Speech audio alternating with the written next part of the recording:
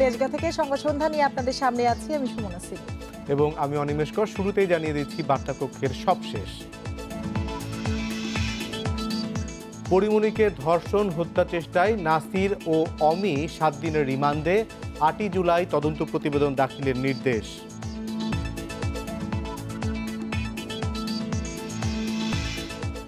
করোনায় আরো 50 মৃত্যু, নতুন রোগী 3,319 জন। জনসনের টিকা জরুরি ব্যবহারের অনুমোদন।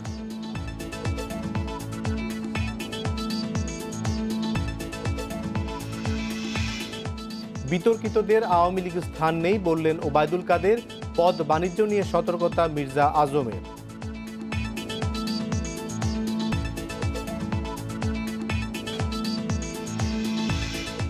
রাজধানীর হাজারীবাগ কামরাঙ্গীর চরে বুড়িগঙ্গার আদি চ্যানেল উদ্ধারে অভিযান, প্রথম দিনে উচ্ছেদ 12টি স্থাপনা।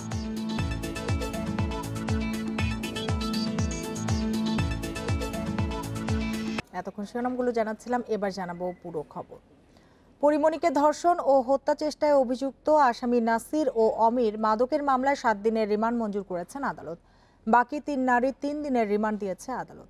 বিকেলে বিচারক নিভানা খায়রুন জেসি এ আদেশ দেয়। গ্রেপ্তার নারী আসামিদের নারী পুলিশের উপস্থিতিতে রিমান্ডে জিজ্ঞাসাবাদ করতে হবে বলেও আদেশ দেন আদালত। এর আগে বিকেলে আসামি নাসির সহ 5 জনকে ডিবি অফিস থেকে আদালতে নেওয়া হয়।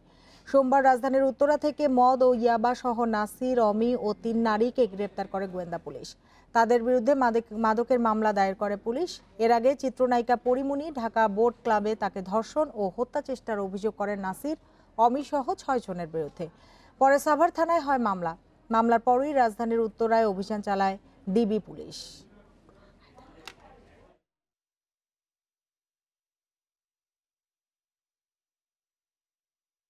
উভয় পক্ষ শুনে যারা পুরুষ যারা আছে 2 জন ইসলাম মাহমুদ এবং আমি, তাদের 7 দিনের পুলিশ রিমান্ড মঞ্জুর করেছে। আর যে 3 জন মহিলা ছিল তাদেরকে 3 দিনের পুলিশ রিমান্ড মঞ্জুর করেছে।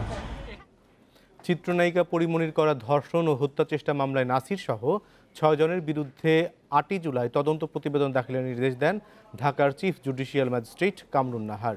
আদালতের নিবন্ধন কর্মকর্তা পুলিশ পরিদর্শক মেজবাউদ্দিন জানান, সোমবার সন্ধ্যায় এই মামলার এজাহার আদালতে আসে। এরপর বিচারক মামলার এজাহার গ্রহণ করে প্রতিবেদনের জন্য 8 জুলাই দিন ঠিক করেন। সোমবার বেলা 12টার দিকে সাভার মডেল থানায় মামলাটি করা হয়। এর মধ্যে ব্যবসায়ী নাসির উদ্দিন সহ 5 জনকে গ্রেপ্তার করেছে পুলিশ।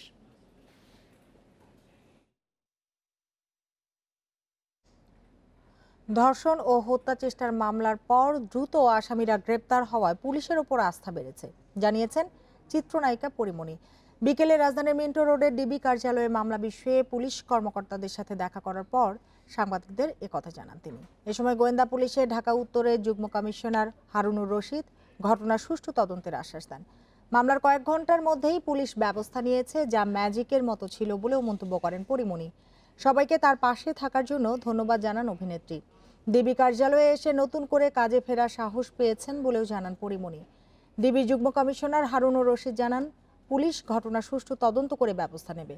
বিকেল 3:45টার দিকে ডিবি কার্যালয়ে যান চিত্রনায়িকা পরিমণি। এ সময় সঙ্গে ছিলেন পরিচালক চয়নিকা চৌধুরী সহ 3 থেকে 4 জন।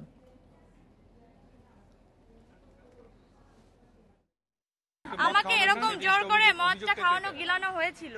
সেই অবস্থায় আমি তখন বুঝতে পারছিলাম না মদের সাথে আর কি ছিল। আমি মরে যাচ্ছিলাম, আমার এই প্রাণ, আমি যে মরে যাচ্ছিলাম আমি এটা জানাইতেই থানায় গেছিলাম যে আমাকে হসপিটালে নিয়ে যান।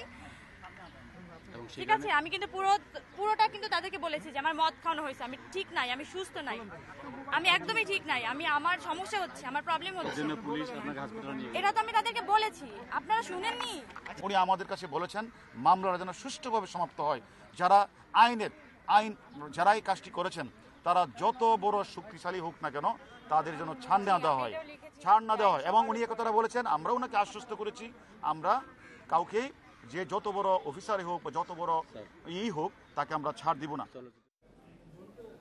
পরিমণিকে ধর্ষণ ও হত্যা চেষ্টা মামলার প্রধান 2 আসামি গ্রেপ্তার হওয়ায় আইন শৃঙ্খলা বাহিনীকে ধন্যবাদ জানিয়েছে শিল্পী সমিতি। ঘটনার সুষ্ঠু তদন্তের মাধ্যমে দ্রুত বিচার কার্যকরের দাবিও জানিয়েছে সংগঠনটি। অসৎ আচরণ যা করা হয়েছে সেটা সূক্ষ্ম বিচার হোক এবং বিচারের যারা দোষী সাব্যস্ত হবে তার দৃষ্টান্তমূলক শাস্তি হোক। এটা শিল্পী সমিতি চায়, এটা প্রশাসনের হারুন ভাইরা চায় এবং টপ আর কি প্রশাসনের সবাই চায়। এবার অন্যান্য প্রসঙ্গ। দেশে করোনায় আরও 50 জনের মৃত্যু হয়েছে, এর মধ্যে পুরুষ 30 এবং নারী 20 জন। এ নিয়ে মোট প্রাণহানি হল 13,222 জনের। 512টি ল্যাবে 24 ঘন্টায় 23,265 নমুনা পরীক্ষায় করোনা শনাক্ত হয়েছে 3,319 জনের। পরীক্ষা বিবেচনায় শনাক্তের হার 14.27%। মঙ্গলবার স্বাস্থ্য অধিদপ্তরের বিজ্ঞপ্তিতে জানানো হয়, দেশে মোট করোনা আক্রান্তের সংখ্যা দাঁড়ালো 8,33,291 জনে।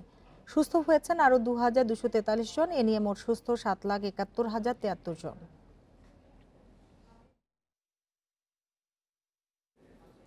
জনসন অ্যান্ড জনসন কোভিড-19 ভ্যাকসিন জরুরি ব্যবহারের অনুমোদন দিয়েছে ওষুধ প্রশাসন অধিদপ্তর। স্বাস্থ্য অধিদপ্তরের আবেদনের প্রেক্ষিতে এই অনুমোদন দেয়া হয়েছে। এ নিয়ে 6টি করোনা ভ্যাকসিন ব্যবহারের অনুমোদন দেয়া হয়েছে। এই ভ্যাকসিন 2 থেকে 8 ডিগ্রি সেলসিয়াসে সংরক্ষণ করতে হয়। যুক্তরাষ্ট্র এবং ইউরোপীয় ইউনিয়ন সহ বিভিন্ন দেশ এই ভ্যাকসিন ব্যবহার করছে। তবে নেদারল্যান্ড, ফিনল্যান্ড এবং নরওয়ে এই ভ্যাকসিনের ব্যবহার স্থগিত করেছে। এর আগে অ্যাস্ট্রাজেনেকা, স্পুতনিক ভি, সিনোফার্ম, সিনোভ্যাক এবং ফাইজারের টিকার অনুমোদন দেয় বাংলাদেশ।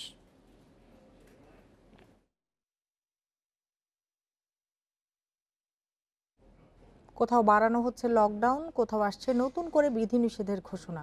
তবু সীমান্তের জেলাসহ দেশের অনেক জেলায় সংক্রমণ বেড়েই চলেছে। রুটি রুজির দোহাই দিচ্ছেন সাধারণ মানুষ। অন্যদিকে সংক্রমণ বাড়ার জেরে হাসপাতালগুলোতে চাপ বেড়েই চলেছে। রাজশাহী মেডিকেল কলেজ হাসপাতালে করোনা ইউনিটে 24 ঘন্টায় আরও 12 জনের মৃত্যু হয়েছে।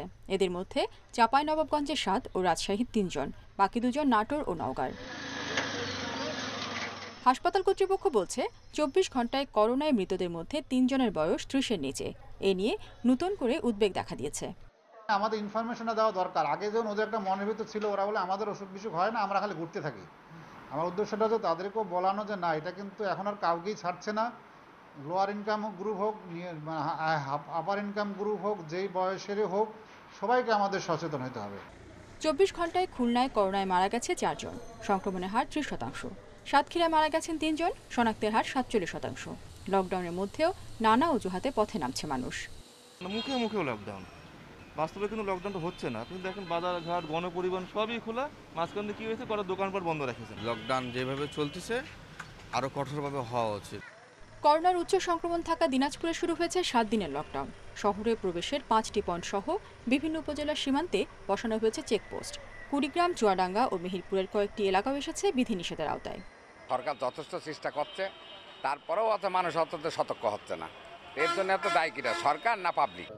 বাগেরহাটের সংক্রমণ কিছুটা কমে দাঁড়িয়েছে 39%। নওগাঁয় সংক্রমণের হার 25.62%। নাটোর পৌরসভা সিংড়ায় লকডাউন আরও 1 সপ্তাহ বাড়ানো হয়েছে।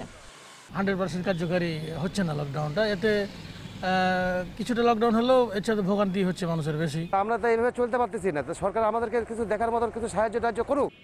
ঝিনাইদহে করোনা শনাক্তের হার একদিনে প্রায় 22% বেড়ে দাঁড়িয়েছে 56.66%। কুষ্টিয়ায় একদিনে 91 জনের করোনা শনাক্ত হয়েছে, যা একদিনে সর্বোচ্চ। রেশমি নন্দী, ইন্ডিপেন্ডেন্ট নিউজ। রাজশাহীতে মরদেহবাহী গাড়ির চালকদের কাছে জিম্মি হয়ে পড়েছে নিহতদের স্বজনেরা। নির্ধারিত ভাড়ার চেয়ে 3 গুণের বেশি ভাড়া আদায়ের অভিযোগ পাওয়া গেছে এই সিন্ডিকেটের বিরুদ্ধে। দিনের পর দিন এই অবস্থা চলতে থাকলেও তাদের বিরুদ্ধে কোনো ব্যবস্থা নিচ্ছে না কেউ। করোনা উপসর্গ নিয়ে রাজশাহী মেডিকেলে মারা যান চাঁপাইনবাবগঞ্জের মনোয়ারা বেগম। কিন্তু মরদেহ বাড়ি নিয়ে যেতে বিপত্তিতে পড়েন তার পরিবার। 95 কিলোমিটার পথের নির্ধারিত ভাড়া 2,375 টাকা হলেও দিতে হয়েছে 6,500 টাকা। আরও একটি পরিবারকে 52 কিলোমিটার দূরত্বের জন্য গুনতে হয়েছে 3,600 টাকা। সরকার থেকে এই ভাড়াটা নির্ধারণ করা হয়েছে, কিন্তু লাশের গাড়ি তো এত কম ভাড়াতে না, 10,000-এর উপরে ভাড়া। কিলোমিটার হিসাবে আপনার ভাড়াটা নির্ধারণ করছে, কিন্তু যাওয়া আসার ডবল ভাড়াটা। সম্প্রতি অ্যাম্বুলেন্স চালকদের নিয়ে হাসপাতাল কর্তৃপক্ষ মরদেহবাহী গাড়ির ভাড়া নির্ধারণ করে। সে অনুযায়ী 50 কিলোমিটারের কম দূরত্বে প্রতি কিলোমিটারে 30 টাকা এবং 50 কিলোমিটারের বেশি দূরত্বে ভাড়া হবে 25 টাকা, কিন্তু তা কেউই মানছে না। অ্যাম্বুলেন্স যারা আছে তারা আসলে একটু এখানে যেহেতু ওরা একটা সিন্ডিকেট, সহজে আমাদের একক পক্ষের কথা ওরা শুনতে চায় না, সেই জন্য আমরা বিভিন্ন পক্ষকে ইনভলভ করে এটাকে একটা কার্যকরী ইয়ার মাধ্যমে, একটা নিয়ম ইয়ার মাধ্যমে যারা তারা ওইটার বাধ্য হয়, এটা আমরা করার চেষ্টা করতেছি। পুলিশ বলছে অতিরিক্ত ভাড়া আদায়ের ব্যাপারে অভিযোগ পেলে ব্যবস্থা নেওয়া হবে। এদের বিরুদ্ধে আমাদের অভিযান পরিচালিত হয়েছে এবং অভিযান নিয়মিতই পরিচালিত হয় এবং যখনই আমরা একটা সিঙ্গেল কোনো খবরও পাই এই ক্ষেত্রে সাথে সাথে আমরা এই ব্যাপারে আমরা তৎপর থাকি, যার ফলে আমাদের কাছে এই ধরনের অভিযোগই আসে না। ভুক্তভোগীরা রাজশাহীর বাইরের হওয়ায় এবং মরদেহর সঙ্গে থাকায় অভিযোগ করার মতো সুযোগ থাকে না। এ অবস্থায় ভাড়ার তালিকা টানিয়ে তা কার্যকরের দাবি জানিয়েছেন ভুক্তভোগীরা। Independent news desk. বাংলাদেশ সফর করে যাওয়া প্রত্যেক সরকার ও রাষ্ট্রপ্রধানরা এসএসএফ এর নিরাপত্তা ব্যবস্থার প্রশংসা করেছে বলে জানিয়েছেন প্রধানমন্ত্রী শেখ হাসিনা। সকালে গণভবনে এসএসএফ এর 35তম প্রতিষ্ঠাবার্ষিকী উপলক্ষে আয়োজিত অনুষ্ঠানে একথা জানান তিনি। প্রধানমন্ত্রী বলেন, মুজিব বর্ষ ও স্বাধীনতার সুবর্ণ জয়ন্তীর অনুষ্ঠানে আমন্ত্রিত অতিথি ও তাদের সফরসঙ্গীদের নিরাপত্তা দেয়া এসএসএফ এর জন্য কঠিন দায়িত্ব ছিল। এটি ছিল বড় চ্যালেঞ্জ। করোনার মধ্যে স্বাস্থ্যবিধি নিশ্চিতেও কাজ করেছে এসএসএফ। অত্যন্ত দক্ষতার সঙ্গে তারা নিরাপত্তা নিশ্চিত করার পাশাপাশি সমস্ত আয়োজন সুসম্পন্ন করতে পেরেছে। এই আয়োজনের সফলতার পেছনে এসএসএফ এর অনেক অবদান রয়েছে বলে জানান প্রধানমন্ত্রী।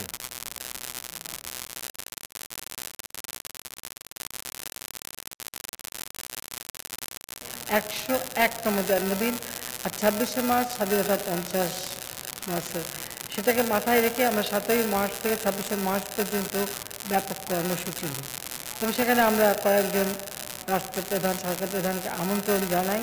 তো এই সময়টা একদিকে করোনা ভাইরাস, সেই স্বাস্থ্যবিধি মানা, অপরদিকে এই যে আমন্ত্রিত অতিথি এবং তাদের সফরসঙ্গী, তাদের নিরাপত্তা দেওয়া, এটা কঠিন দায়িত্ব, খুব বড় একটা আমরা চ্যালেঞ্জ ছিল। কিন্তু সেই সময় এসএসএফ অত্যন্ত দক্ষতার সাথে আমাদের আমন্ত্রিত অতিথিদের নিরাপত্তা নিশ্চিত করেছেন এবং সমস্ত আয়োজনটা অত্যন্ত সুচারুভাবে আমরা করতে পেরেছি। চিহ্নিত স্বাধীনতা বিরোধী, সন্ত্রাসী, মাদকসেবী, নারী নির্যাতনকারী সহ বিতর্কিত ব্যক্তিদের আওয়ামী লীগের স্থান না দেওয়ার আহ্বান জানিয়েছেন দলের সাধারণ সম্পাদক ওবায়দুল কাদের। অপরদিকে যোগ্য ব্যক্তিদের দলের ঢাকা মহানগর কমিটিতে রাখার তাগিদ দিয়ে পদ বাণিজ্য থেকে বিরত থাকতে সতর্ক করেছেন দলের সাংগঠনিক সম্পাদক মির্জা আজম। সকালে রাজধানীর বঙ্গবন্ধু এভিনিউয়ে আওয়ামী লীগের কেন্দ্রীয় কার্যালয়ে নেতারা এসব কথা বলেন। ঢাকা মহানগর দক্ষিণ আওয়ামী লীগের উদ্যোগে মঙ্গলবার সকালে দলের কেন্দ্রীয় কার্যালয়ে শুরু হয় সদস্য পদ নবায়ন ও প্রাথমিক সদস্য পদের ফরম বিতরণ। ঢাকা মহানগর দক্ষিণের বিভিন্ন ইউনিটের কমিটি গঠনের কাজ সুষ্ঠুভাবে দ্রুত শেষ করার তাগিদ দিয়ে যে কোনো অনিয়মের বিষয়ে সতর্ক করেন দলের সাংগঠনিক সম্পাদক মির্জা আজম। সবচেয়ে লাভজনক ব্যবসা হলো পদ বাণিজ্য।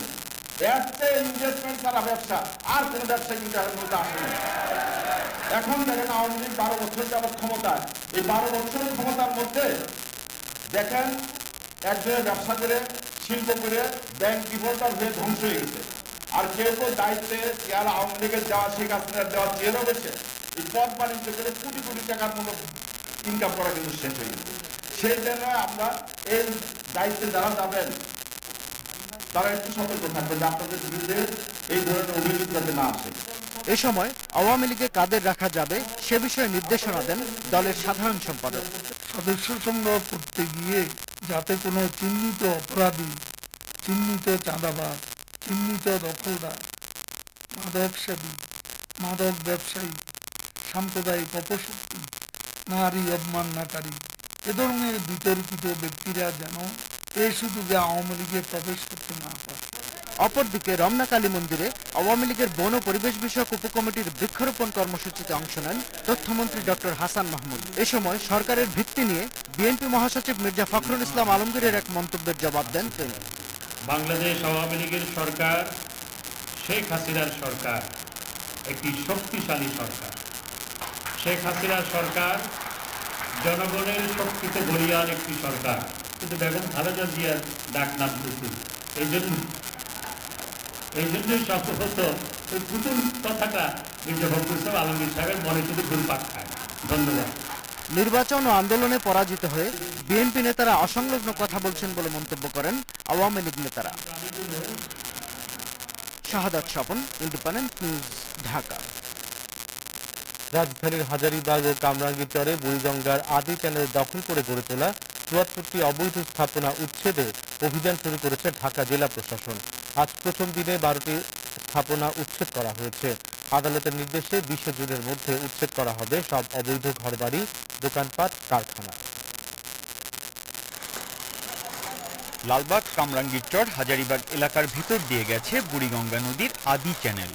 দীর্ঘদিন ধরে এই চ্যানেলের জায়গা দখল করে বিভিন্ন স্থাপনা গড়ে তোলায় সংকীর্ণ হয়ে গেছে নৌপথ। নদীর পাড়ে অবৈধভাবে গড়ে তোলা ৭৪টি স্থাপনা উচ্ছেদে গেল ১৯ মার্চ নির্দেশ দেয় হাইকোর্ট। সে অনুযায়ী মঙ্গলবার সকাল 10:30টায় শুরু হয় অভিযান। ঢাকা জেলা প্রশাসন ও বিআইডব্লিউটি এর যৌথ অভিযানে প্রথম দিনে গুড়িয়ে দেওয়া হয় ১২টি অবৈধ স্থাপনা। আমরা বেশ কিছু অবৈধ স্থাপনা উচ্ছেদ করেছি। উচ্ছেদ কার্যক্রম আমাদের যতদিন না পর্যন্ত অবৈধ স্থাপনা আমরা শেষ করতে না পারবো, আমাদের উচ্ছেদ কার্যক্রম চলমান থাকবে। মাননীয় হাইকোর্ট আমাদেরকে ২০ জুনের মধ্যে সকল অবৈধ স্থাপনা উচ্ছেদ করার জন্য নির্দেশনা প্রদান করেছেন। বুধবার সকাল 10টার মধ্যে অবৈধ দখলদারদের জিনিসপত্র সরিয়ে নদীর জায়গা ছাড়ার নির্দেশ দেওয়া হয়েছে। ২০ জুনের মধ্যেই সব অবৈধ স্থাপনা উচ্ছেদ করার কথা জানিয়েছে ঢাকা জেলা প্রশাসন। মানবিক কারণে আমরা তাদেরকে কাল 10টার মধ্যে যেটুকু কিছু মালামাল রয়েছে সরিয়ে ফেলার জন্য বলা হয়েছে। যদি তারা কালকে 10টার মধ্যে সরিয়ে ফেলেন তারপরে আমরা আগামীকাল কাগজপত্র দেখার সুযোগটা আমাদের নেই, যেহেতু আমরা মাননীয় হাইকোর্টের আদেশ পালন করছি। কারো যদি কোনো বক্তব্য কিংবা দাবি থেকে তারা আদালতে যোগাযোগ করে তারা তাদের বক্তব্য প্রদান করবেন। বুড়িগঙ্গার আদি চ্যানেল এলাকায় অবৈধ দখলদারদের বিরুদ্ধে জনস্বার্থে মামলা করে বেসরকারি সংস্থা human rights and piece for Bangladesh. সেই মামলার পরিপ্রেক্ষিতে আদালতের রায়ের পর শুরু হলো উচ্ছেদ অভিযান। Biprajit Chanda, Independent News, Dhaka. Corona পরিস্থিতি স্বাভাবিক না হলে শিক্ষা প্রতিষ্ঠান খোলার কোনো সম্ভাবনা নেই বলে আবারও জানিয়েছেন শিক্ষামন্ত্রী দীপু মনি। তবে শিক্ষার্থীদের কিভাবে পড়াশোনার সঙ্গে যুক্ত রাখা যায় তা নিয়ে কাজ চলছে বলে জানিয়েছেন। করোনার কারণে দেশের সব শিক্ষা প্রতিষ্ঠান বন্ধ 15 মাস ধরে। কয়েক দফা খোলার উদ্যোগ নিলেও সংক্রমণ পুরোপুরি নিয়ন্ত্রণে না আসায় খোলা যায়নি স্কুল, কলেজ, বিশ্ববিদ্যালয়। পরিস্থিতি স্বাভাবিক না হওয়া পর্যন্ত স্কুল, কলেজ খোলা হবে না বলে আবারও জানিয়েছেন শিক্ষামন্ত্রী। মঙ্গলবার দুপুরে ইডেন কলেজে বৃক্ষরোপণ কর্মসূচিতে তিনি কথা জানান। এ সময় শিক্ষার্থীদেরকে পড়াশোনা চালিয়ে যাওয়ার আহ্বান জানান দীপু মনি। এখন খুব ঝুঁকির মুখে অনেকগুলো জেলায় লকডাউন চলছে, অনেকগুলো জেলায় লকডাউন দেবার মতো পরিস্থিতিতে প্রায় এসে গেছে। এই পরিস্থিতিতে এই মুহূর্তে খোলার কথা ভাবতে পারছি না। এবছরের এসএসসি এবং এইচএসসি পরীক্ষা সশরীরে নেওয়া সম্ভব না হলে বিকল্প কিভাবে মূল্যায়ন করা যাবে তা নিয়ে চিন্তা ভাবনা চলছে বলেও জানিয়েছেন মন্ত্রী। এসএসসি, এইচএসসি আমরা কি পরীক্ষা নিতে পারবো কি পারবো না, না পারলে বিকল্প কিভাবে আমরা তার মূল্যায়ন করব, সেই সমস্ত সিদ্ধান্তগুলো সেগুলো নিয়ে আমরা কাজ করছি। ঢাকা মহিলা পলিটেকনিক ইনস্টিটিউট, তিতুমির কলেজ সহ বেশ কয়েকটি শিক্ষা প্রতিষ্ঠানে বৃক্ষরোপণ কর্মসূচির উদ্বোধন করেন শিক্ষামন্ত্রী। এ সময় দীপু মনি জানান, স্বাধীনতার সুবর্ণ জয়ন্তীতে দেশের সব শিক্ষা প্রতিষ্ঠানে করোনা স্বাস্থ্যবিধি মেনে ৩৩ লাখ গাছ লাগানো হচ্ছে। নূরে আলম, ইন্ডিপেন্ডেন্ট নিউজ, ঢাকা। কোনো হজ ও ওমরা এজেন্সি সৌদি আরব গিয়ে অপরাধ করলেও বাংলাদেশে সেই অপরাধের বিচারের বিধান রেখে সংসদে পাশ হলো হজ ও ওমরা ব্যবস্থাপনা বিল ২০২১। এতে বলা হয়েছে, অনিয়ম করলে হজ এজেন্সি নিবন্ধন বাতিল সহ সর্বোচ্চ ৫০ লাখ টাকা জরিমানা করা হবে। সময় দিতে হয়েছে এবং সেই জায়গায় প্রত্যেকটা কাজের ব্যাপারে আমরা কিন্তু আলোচনা করেছি এবং আলোচনার মধ্য দিয়ে এবং সরকারি, বেসরকারি এবং কিছু বাইরের ওলামা একরামগণ তাদের সাথে আমরা আলোচনা করেছি, করে তারপরে কিন্তু এই নিয়ম নীতি আইনকে সংশোধন আইন করার জন্য আমরা সেই ব্যবস্থা করেছি। বিদেশে অর্থ পাচার রোধে কার্যপ্রণালী তৈরি করবে দুদক। বিএফআইইউ ও পররাষ্ট্র মন্ত্রণালয় সহ অন্যান্য প্রতিষ্ঠানের সঙ্গে সমন্বয় করে অর্থ পাচার রোধে কাজ করা হবে বলেও জানান দুদকের চেয়ারম্যান মঈনুদ্দিন আবদুল্লাহ। সকালে সেগুনবাগিচার দুদক কার্যালয়ের ব্রিফিংয়ে কথা জানান তিনি। তবে অর্থ পাচার মামলার তথ্য পাওয়া দুষ্কর বলেও উল্লেখ করেন দুদকের চেয়ারম্যান। এবং তথ্যগুলি পাওয়াটাই আমাদের প্রধান অন্তরায়। আমরা সব জায়গায় অন্তরায়। আমার এই অল্প সময়ের মধ্যে আমার এই যে অভিজ্ঞতা, এটা হলো আন্তর্জাতিকভাবেও তথ্য সংগ্রহ করতে ভিন দেশের সাথে এই সংক্রান্ত আমাদের আমরা জাতিসংঘের সংশ্লিষ্ট ফোরামে আমরা স্বাক্ষর করেছি। চট্টগ্রামে 4 রোহিঙ্গাকে এনআইডি কার্ড তৈরি করে দেওয়ার অভিযোগে নির্বাচন কমিশনে 4 কর্মচারী, 2 সাবেক জনপ্রতিনিধি সহ 11 জনের বিরুদ্ধে মামলা করেছে দুদক। দুপুরে দুদক চট্টগ্রামের উপসহকারী পরিচালক শরীফউদ্দিন এই মামলা করেন। আসামিরা হলেন চট্টগ্রাম নির্বাচন কমিশন কার্যালয়ের অফিস সহায়ক জয়নাল আবেদিন ও নূর মোহাম্মদ এবং অস্থায়ী কর্মচারী মোহাম্মদ সাইফুদ্দিন ও সত্য সুন্দর দে, হাটহাজারীর মির্জাপুর ইউনিয়নের সাবেক চেয়ারম্যান নুরুল আফসার, ইউপি সদস্য নুরুল ইসলাম এবং ইউনিয়ন পরিষদের সাবেক কর্মচারী বেলাল উদ্দিন। এছাড়া অন্যরা হলেন 3 জন দালাল ও 1 রোহিঙ্গা নারী। সার্ভারে আপলোড করা জাতীয় পরিচয়পত্রের তথ্য নিয়ে সন্দেহ তৈরি হলে অনুসন্ধানে নামে দুদক।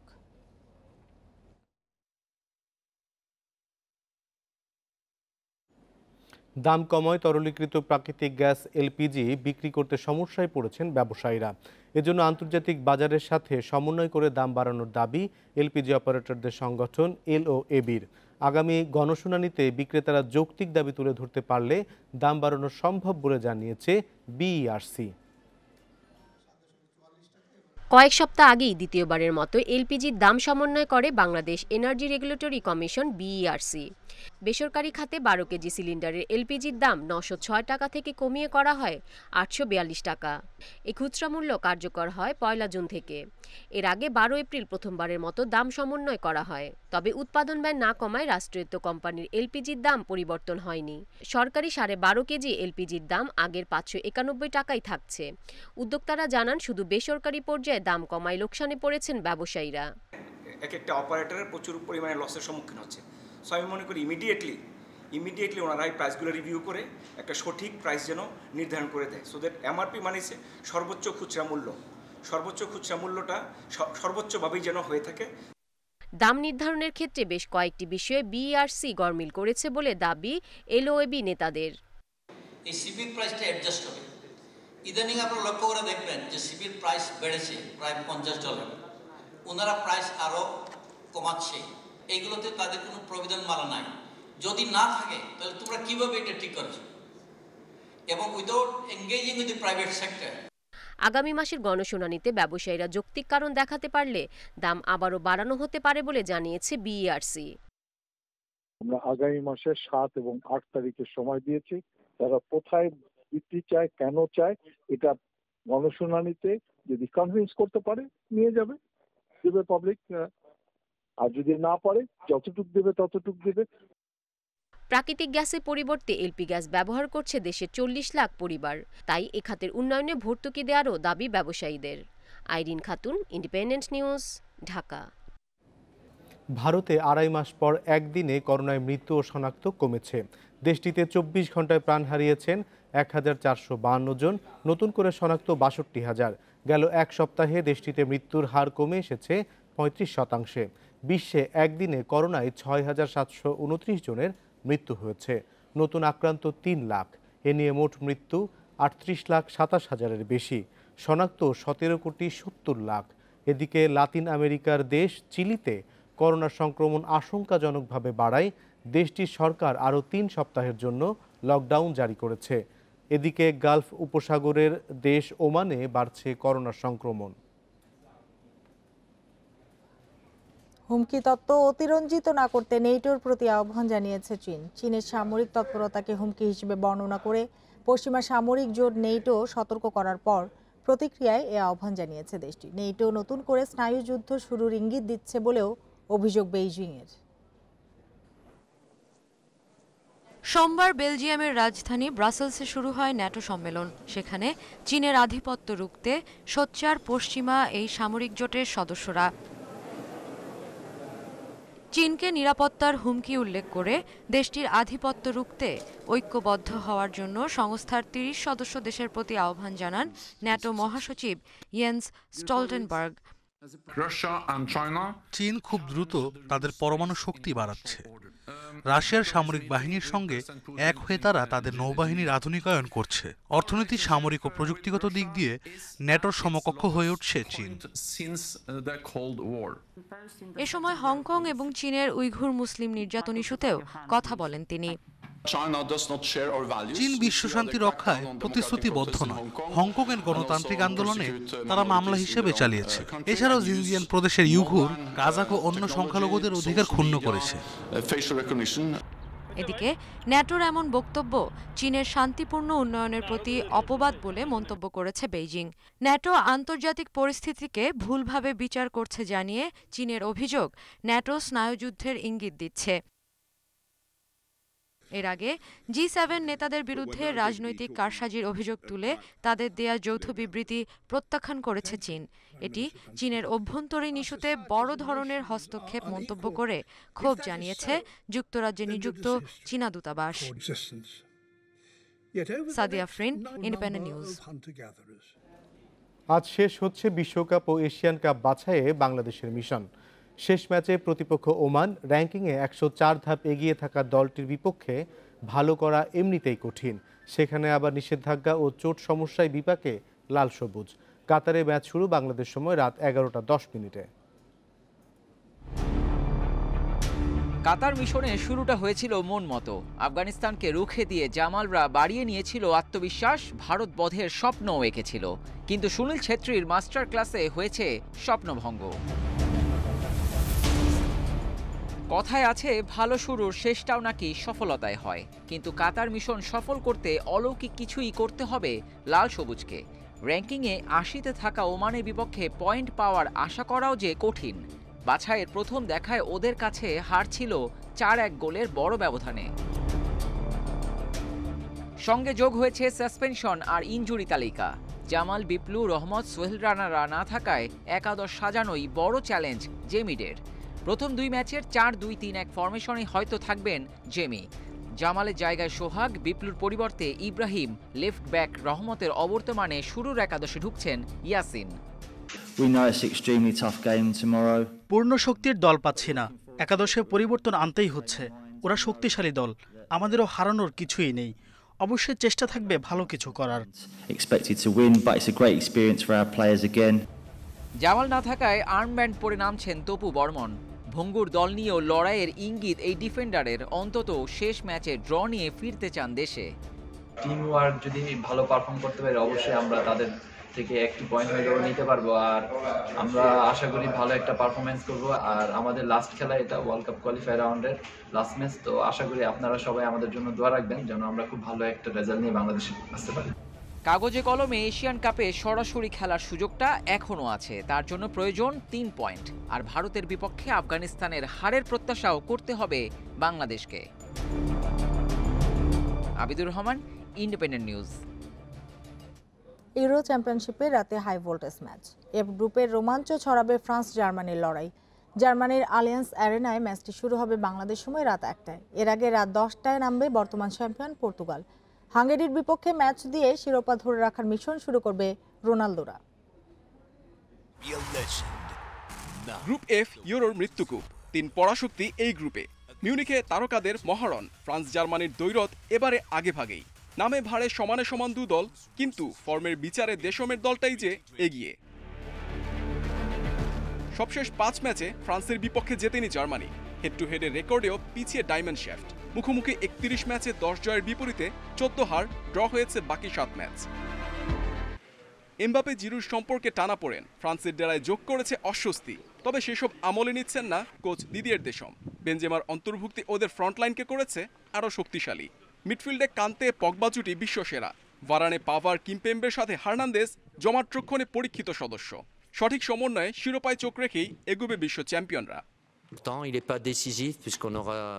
বড় ম্যাচে শারীরিক লড়াই থাকে, জার্মানি মতো আমরাও প্রস্তুত। তবে আমার মনে হয় টেকনিকই দিন শেষে পার্থক্য গড়ে দিবে।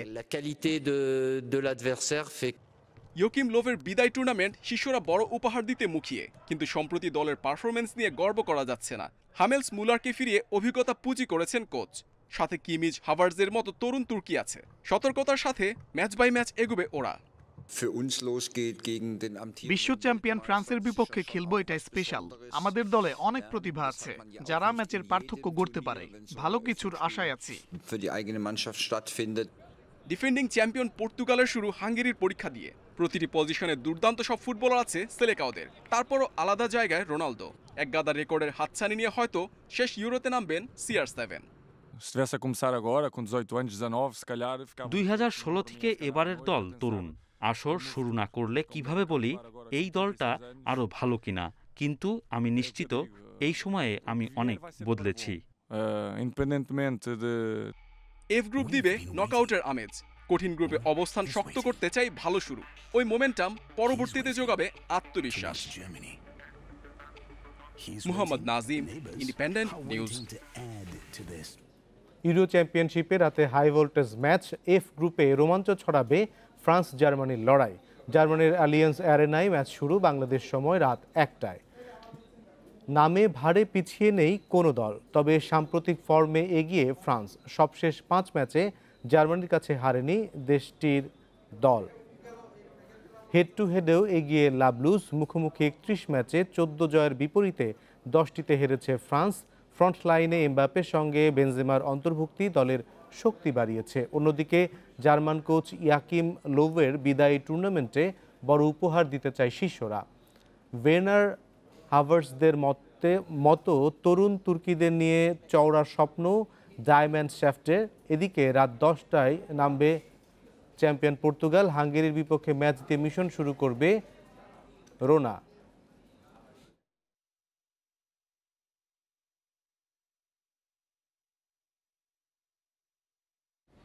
এই ছিল সংবাদ সন্ধ্যায়। ইন্ডিপেন্ডেন্ট টেলিভিশনের সব খবর আরো বিস্তারিত জানতে চোখ রাখুন ফেসবুক, ইউটিউব এবং টুইটারে। ধন্যবাদ সবাইকে এতক্ষণ সাথে থাকার জন্য।